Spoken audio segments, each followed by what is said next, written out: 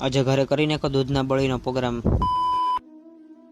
તો જય હિન્દ અને જય માતાજી મિત્રો, સ્વાગત છે તમારા મારા મિની વ્લોગમાં। તો આખો વિડીયો જોયા વગર કઈ જાતા નહીં, પછી આપણે એન્ટ્રી ડાયરેક્ટ આઈટીઆઈમાં થઈ અને પછી આઈટીઆઈમાં બધાને રામ રામ કરી અને પછી હું સુજલભાઈ બે એક જેવું થઈ ગયું એટલે પછી નાથી નીકળી અને આવી જતા દેલવાડા આવી રિક્ષામાં અમે બેઠી, હું સુજલભાઈ બે રિક્ષામાં બેઠી અને પછી આ નીકળી જતા ઉના તરફ। પછી આપણે આ બાજુ બેઠા ને સુજલભાઈ ઓલી બાજુ બેઠા અને પછી અમારા બેની એન્ટ્રી ડાયરેક્ટ ઉનાના બસ ડેપોમાં થઈ ગઈ। પછી ઉનાના બસ ડેપોમાં આપણે બસની વાટ જોઈ અને પછી આપણે બસ આવી ગઈ એટલે પછી નાથી હાલી અને પછી આવી જતા આપણે ઘરે આવીને જોયું